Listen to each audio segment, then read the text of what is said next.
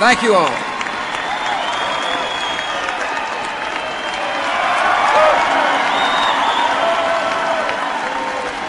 Thank you all very much.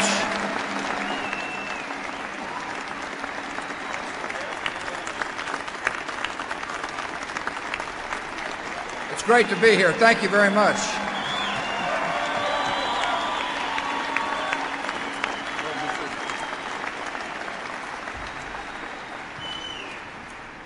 Well, thank you very much. I'm really honored to be here. I really appreciate my new hat.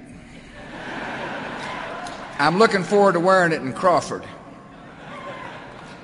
I don't get to spend enough time there, but when I do, I really enjoy being around the cows. I find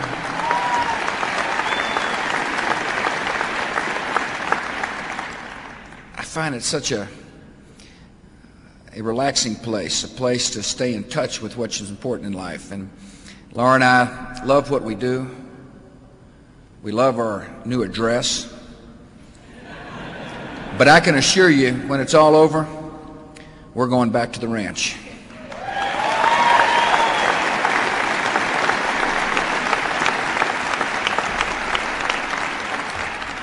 I want to thank my friend Lynn for inviting me here, and thank you all for such a warm greeting and giving us a chance to come. I'm here to share with you some thoughts about our nation, how to improve our economy, and the strength of our character. You know, I gave a State of the Union the other day, and I reminded the nation we're at war. We've got tough economic times, we're in recession, but our nation has never been stronger.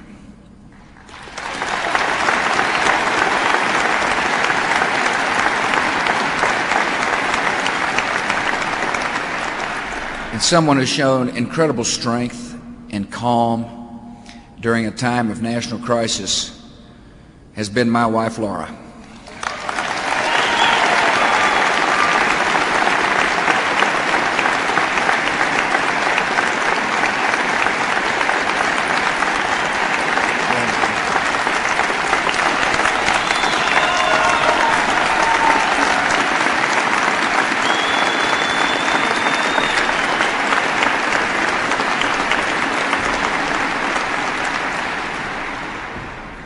A lot of it has to do with the fact that she had a great mom and a wonderful dad. I think a lot of it has to do with the fact that she's born and raised in the West.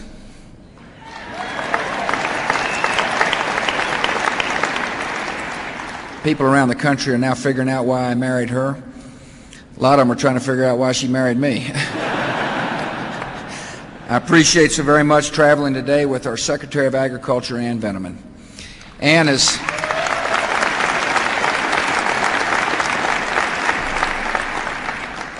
doing a really good job for the country. You know, one of the things that concerned me a lot is to make sure that hoof and mouth never made it into our land. I talked to Ann a lot about it. I said, whatever you do, you make sure we stop it. And she did, along with a lot of other good folks that work for the Agriculture Department. I'm proud of her efforts. I'm proud of her genuine concern about the farmers and ranchers of the country. And I appreciate her strong leadership.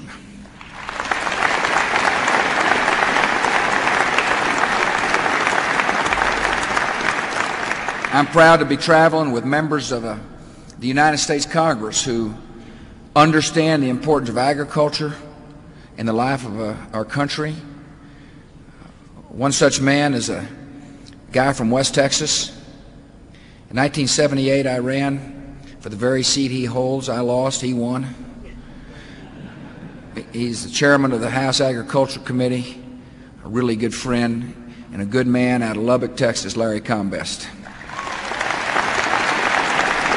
you, Larry.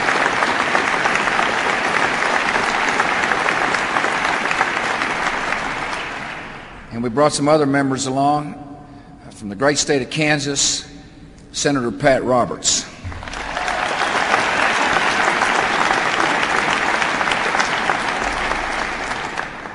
Craig Thomas of Wyoming.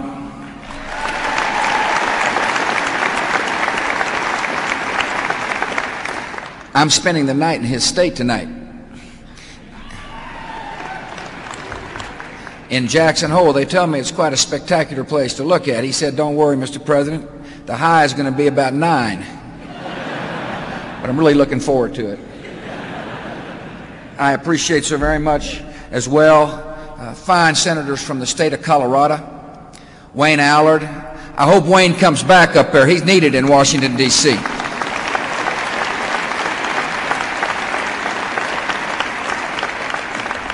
And Ben Nighthorse Campbell.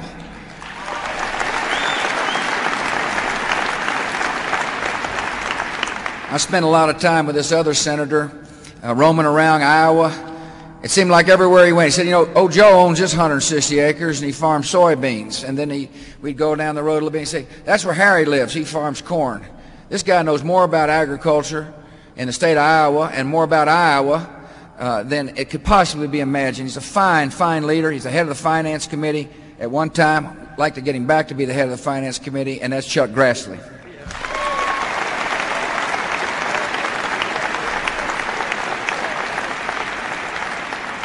This state has got an excellent governor. I'm proud to call Bill Owens friend. He knows what he's doing. I think the people of Colorado appreciate his leadership. Governor Bill Owens.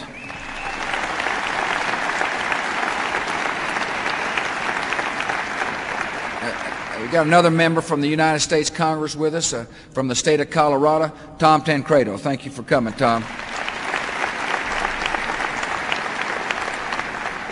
And finally, on our way to Wyoming, we're going to stop in Utah. I'm really looking forward to opening the Olympics. It's going to be a magnificent moment for Utah and our great country.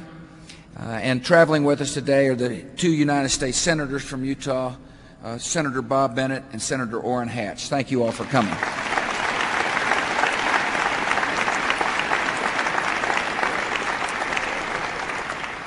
I appreciate being with people who love the land and appreciate open space. I realize there's nobody more central to the American experience than the cowboy. But cattle raising is not only a big part of America's past, I view it as an incredibly important part of America's future.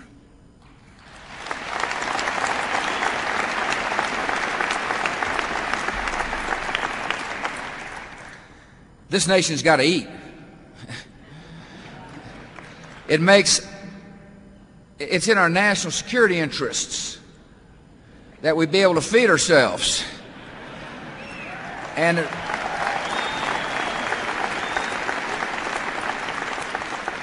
thank goodness we don't have to rely on somebody else's meat to make sure our people are healthy and well fed.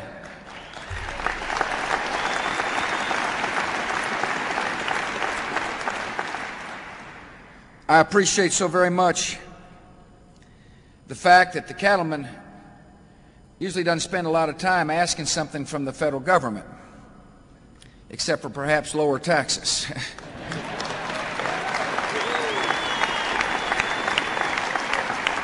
But one message that all of us on this stage heard loud and clear was this: let us pass our assets on from one generation to the next.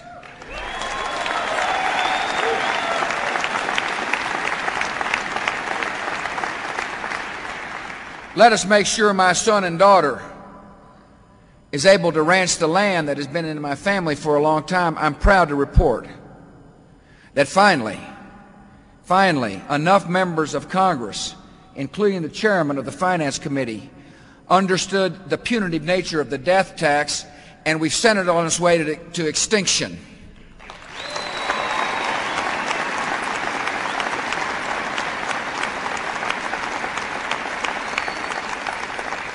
But to make sure we finally put it where it belongs, to put the death tax to death, we need your help in making sure the Senate and the House hears that the tax relief we passed last winter must be permanent.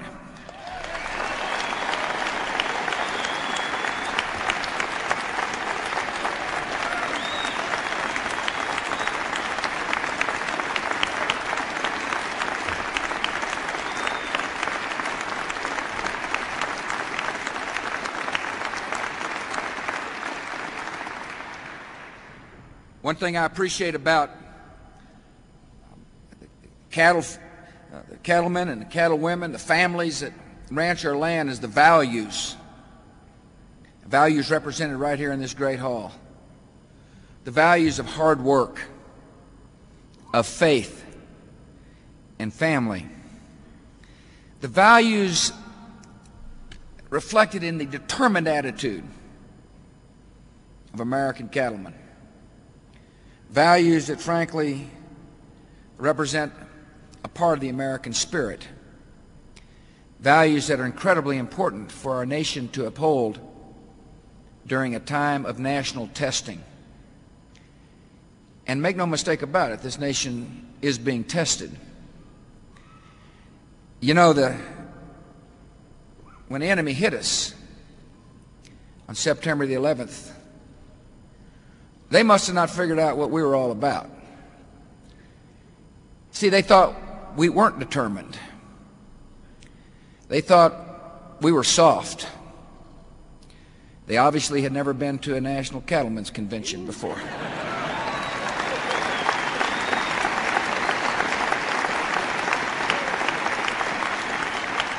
Now, what they're finding out is this great land is determined and patient and steadfast and strong to defend freedom.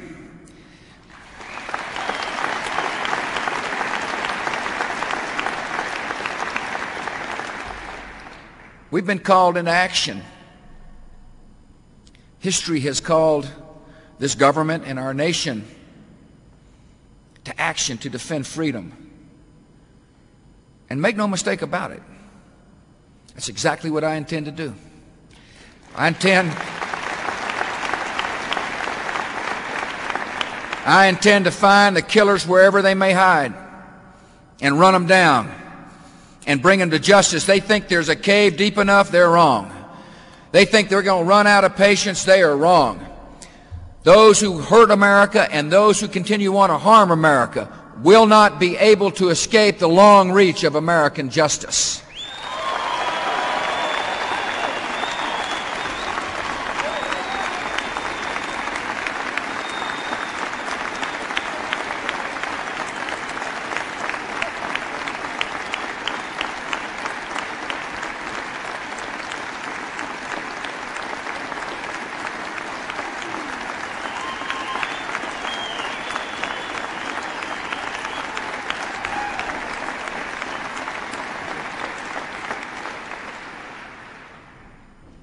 I'm sure there's many out in the audience today who've got a relative who serves in the United States military.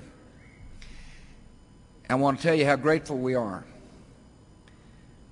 for the sacrifice and the honor the military has brought to the United States. I sent them on a tough mission,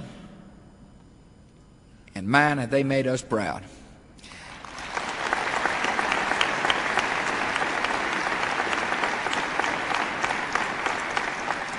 We hadn't been at this very long, but we've accomplished a lot in a short period of time.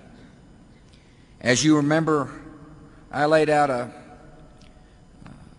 a doctrine for our foreign policy that said, if you harbor a terrorist, if you feed a terrorist, if you hide a terrorist, you're just as guilty as the terrorists. And the Taliban found out what that meant.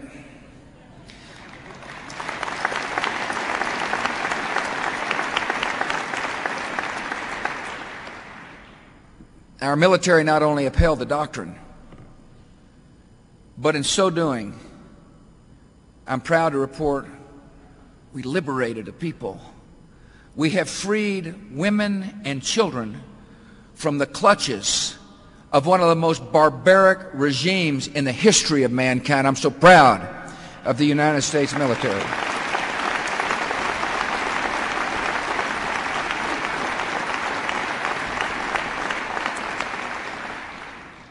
And we're just beginning.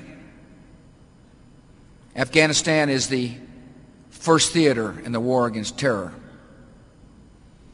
This nation cannot afford and must not rest until we have done everything in our power to rally our coalition and rid the world of terror. That not only means those who are associated with terrorist networks of global reach. It also means nations which develop weapons of mass destruction aimed at destroying America, at attacking our friends and our allies. Nations that have had, as a result of their past, have shown us clearly that they hate freedom, they hate transparency, they hate rule of law. Nations which, if they were able to couple their mad designs with global terrorism, would threaten our children and our children's children's future. I will not let it stand, and neither will the United States of America.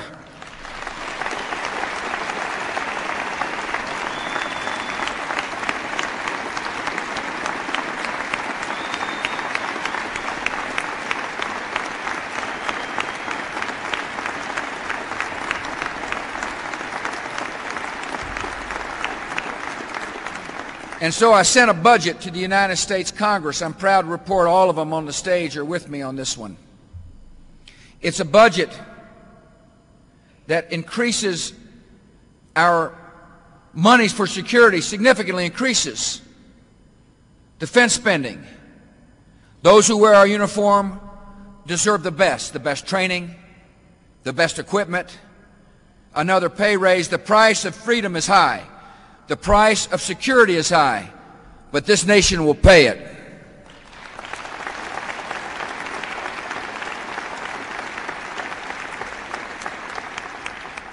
I want you to know it's a huge honor to walk in the Oval Office and to sit at a great desk in magnificent surroundings. But now my job has changed after 9/11. Every morning I walk in and read threat assessments to the United States of America. The enemy would still like to hit us. But you need to know that we're doing everything in our power to prevent it. I'm proud to report that the FBI is well managed by a man named Robert Mueller and a great team. We're still interested in spies. We're still after white-collar crime. But the primary focus of over 4,000 FBI agents is my primary obligation, which is to protect the American people, protect American families from another enemy attack. We're running down every lead. We're following every hint. We're chasing down every opportunity to make the country safe. I also want you to know that the nation is developing a homeland security strategy that's important. It's important not only for the short term, but it's important because after we implement the strategy, America will be better off for the long term. For example, preparing against a bioterrorist attack. We're spending a lot of money to make sure the nation's healthcare system can communicate better, public health works better, that there's medicines available if there were to be an attack. Much of the research and development that's going on to make America better secure against bioterrorism could conceivably lead to cures for diseases that have plagued us for a long period of time. We've got money in our budget to make sure our first responders, the heroic policemen and firemen all around the country, have got better equipment, can better communicate. As a result of hardening the homeland against a bias attack with first-time responders, our neighborhoods will be ultimately safer for crime. We're making sure our borders are more secure. We want to know who's coming in, and we want to know who's going out.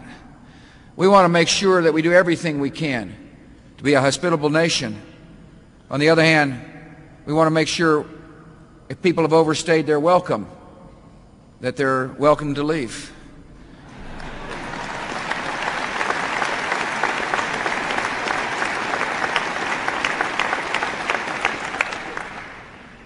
And we're worried, and I talked a lot today to Senator Roberts about this subject and to Ann Veneman.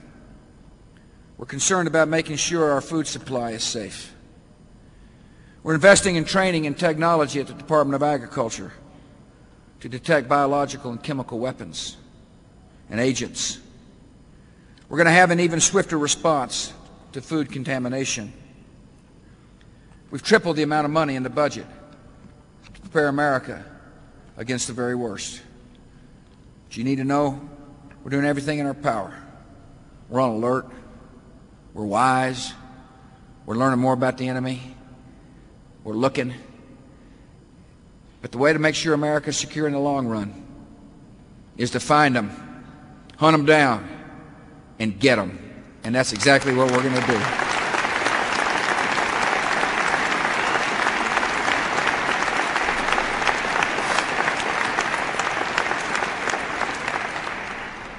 We're going to make sure we do everything in our power to win the war on terrorism, and we're going to defeat the recession too.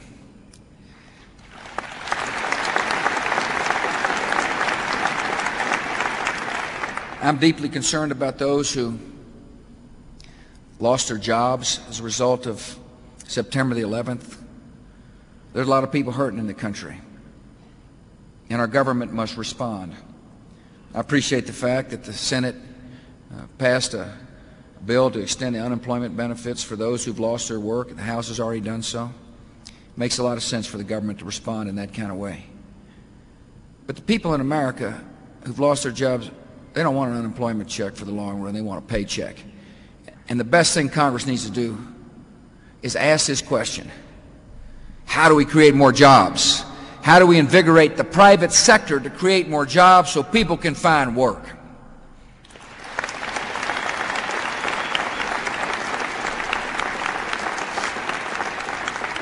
I know some of them up there decided that the stimulus package is dead. The leadership in the Senate said, no, we can't get anything done. I respectfully disagree.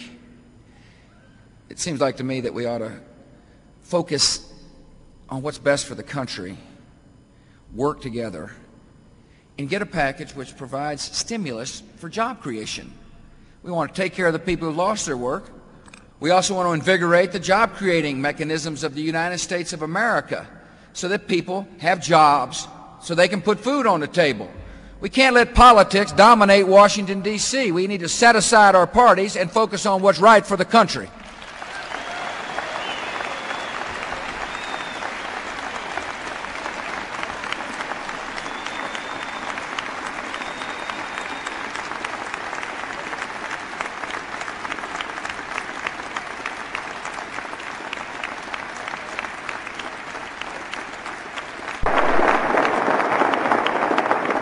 And part of making sure we've got a healthy economic outlook is to have a healthy agricultural sector.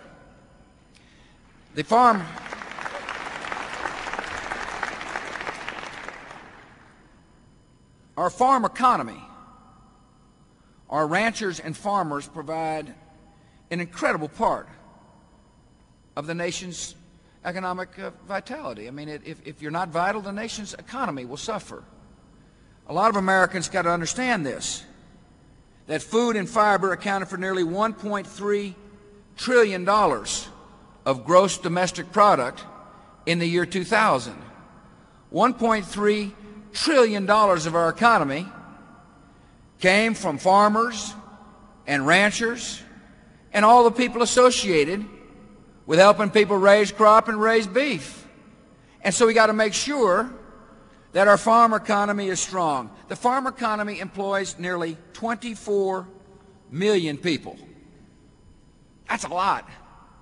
And therefore, when we work in the Farm Bill in Washington, we must understand that we got to have a good bill that not only enhances our nation's security by making sure we got ample food, but that by having good farm policy, good agriculture policy, we can help create jobs all across America.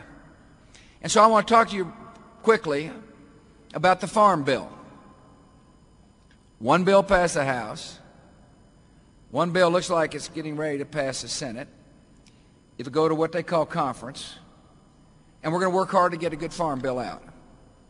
I'm really looking forward to working with Larry Combest and the conferees in the House, as well as looking forward to working with the conferees in the Senate to get a bill that meets these principles. First, I want farm policy that is generous in our appropriations and affordable. Now, we've agreed that our farm bill should cost $73.5 billion over the next decade. My administration will honor that agreement. I know the folks on the stage will honor that agreement. It looks like it's pretty well settled in, and that's good for the farm sector. But we got to spend the money without, I guess you could call it, political gimmickry.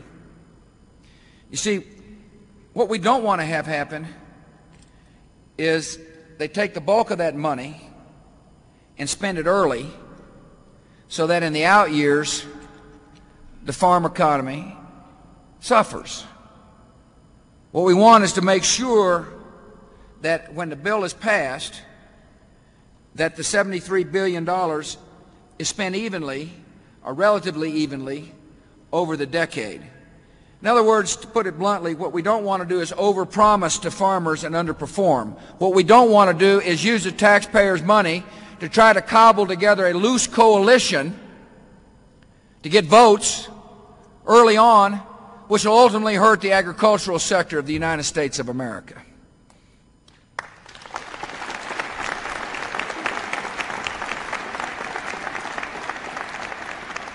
A good farm bill must provide a safety net for farmers without encouraging overproduction and thereby depressing prices. By setting loan rates too high, we could easily worsen a problem that loan rates were supposed to correct. I favor farm policies that strengthen the farm economy over the long run, policies that promote independence. But what I don't want to do is to provide incentives into the marketplace that will hurt farmers. And so we've got to have good loan policy, and I look forward to working with the members on the stage to provide that. I want a farm bill that supports trade. Oh, I know there's a lot of controversy around America on trade. Let me tell you how I look at it. Our ranchers and farmers are the best in the world at what they do. We can grow crops better.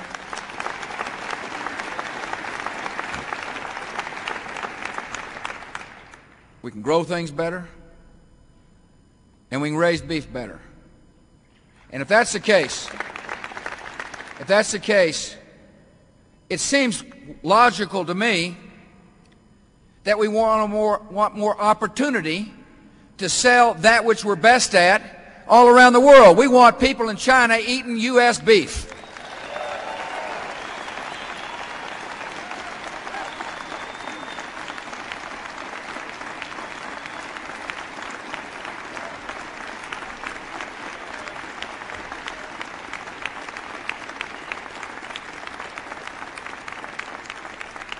Now, I know there's some skepticism.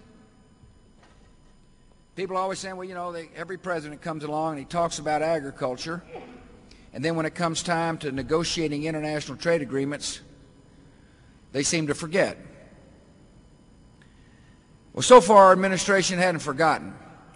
I told the people who were interested in this subject when I was campaigning we were going to make sure agriculture remained a cornerstone of U.S. economic policy, not only at home but internationally. I sent a team over there with Ann and Zellick to talk to the Chinese, and I just look at the record. There's huge amounts of opportunity for American farmers and ranchers in that vast market. There's been some discussions about world trade, and look at the record. The United States stood strong when it came to protecting the agriculture interests. We want to open up markets, and at the same time, we want to make sure others open up their markets for us, and to make sure that we open up markets in places like Europe for America's healthy beef. You can help by making sure the Senate hears that message, that the Senate passes a trade promotion bill which gives me the authority to work hard to open up markets all around the world for those who work hard. I need that authority. It's good for America to have that authority. It's also going to be good for the world because America's great producers will help feed the hungry. I also want to make sure the good farm bill establishes farm savings accounts to help farmers and ranchers manage risks that you run. I understand how risky agriculture can be. It wouldn't be so risky if we could control the weather. It's one of the things we haven't figured out how to do yet. It wouldn't be so risky if we could make it rain all the time and there'd be hay to feed the cows. Somehow that doesn't happen all the time. I know. I sat through as governor, I watched the rains go away in the great state of Texas for many of the months in my last years as the governor. You know, I'm a guy who runs out to my land and or thinks about my land. The first thing I ask old Kenneth, who lives on it, is, did it rain? Where's the water? But I understand the risks, and there's a risk of price, and the cycles make it difficult.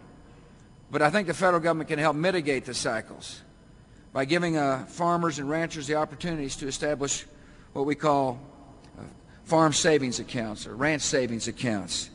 It'll give you a chance to insure against risk. It makes a lot of sense. I know that Senator Grassley has been a big promoter of farm savings accounts, and we look forward to getting this additional tool to you all to be able to help yourselves. A good bill, finally, will offer incentives for good conservation practices. Let me tell you exactly what I think about the land and how best to manage it. Every day is Earth Day for people who rely upon the land to make a living.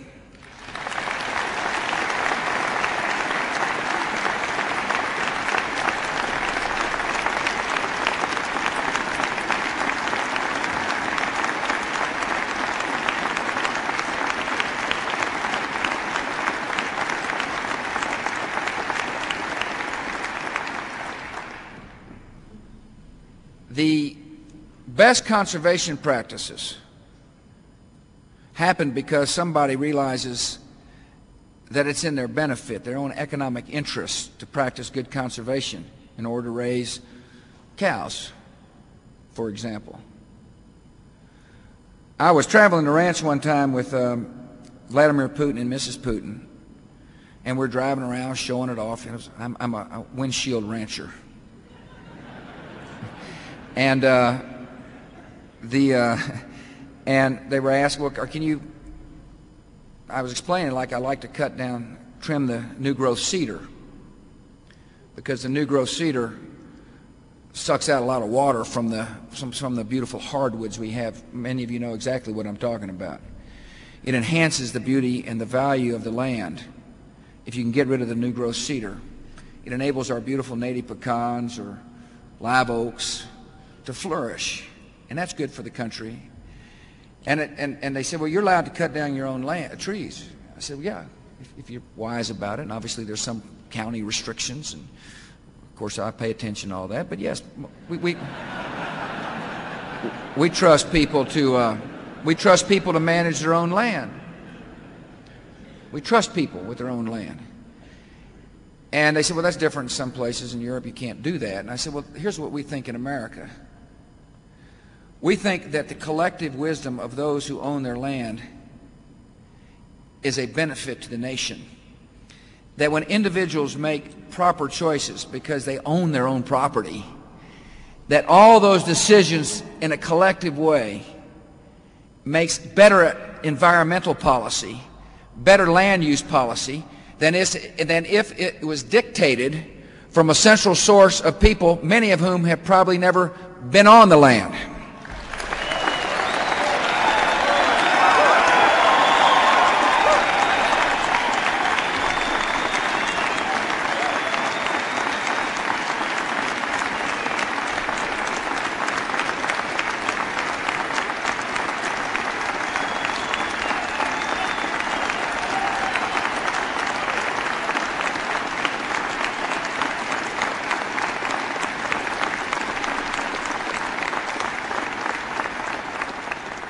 And so this farm bill has got to recognize the principle I just outlined and help ranchers and farmers. I strongly favor expanding EQIP program. I think it makes a lot of sense. good conservation policy in a farm bill will enable ranchers and farmers to make better decisions. It's an important part of the farm bill, and I hope the Senate hears that. And I know the folks on this podium agree, on the stage agree with the principle inherent, and not only in that aspect of a good foreign policy, but the other four I described. I just want to assure you all that these aren't opinions of mine. These are commitments of mine, commitments to good agricultural policy.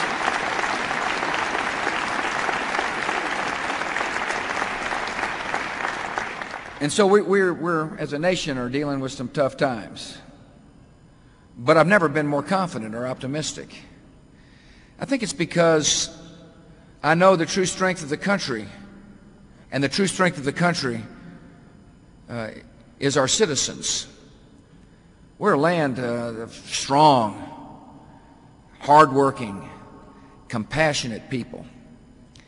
I'm asked all the time, what can I do to help in the war against terror? Well, you've probably figured it out by now that I don't see many shades of gray in the war and terror. Either you're with us,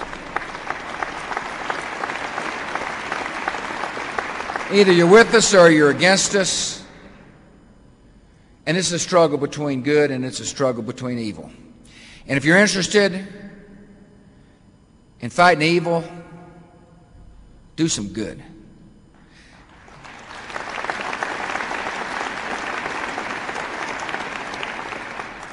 And by that I mean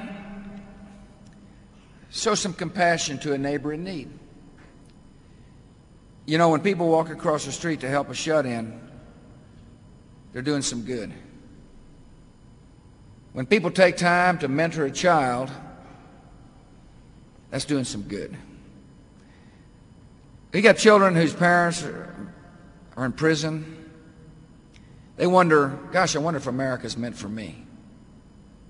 There's a hopelessness that can creep in their lives. What America needs to do in order to fight evil is to have mentors all across the country who are willing to put their arm around a child and say, I love you a lot. America counts for you as much as it counts for me. No, if we want to fight evil with good, we can do so in many ways all across America. My call to America is to help somebody in need. Many of you in this audience have probably either been or are on your school boards. It's a job tougher than being president, I understand that. But by helping your public schools, or helping any school, is helping fight evil with good. By being active citizens in your church or your synagogue, or for those Muslims in your mosque, and adhering to the admission to love a neighbor just like you like to be loved yourself. That's how we can stand up. It is the momentum of millions of acts of kindness that take place all across America. That's how we stand up to evil. And if any country can do it, it is this country, because this is a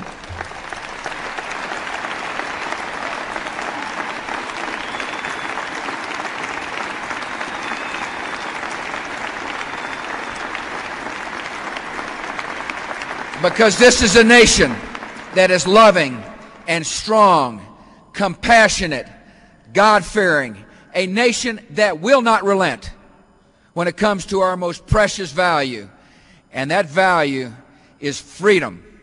Thanks for having me, and may God bless America.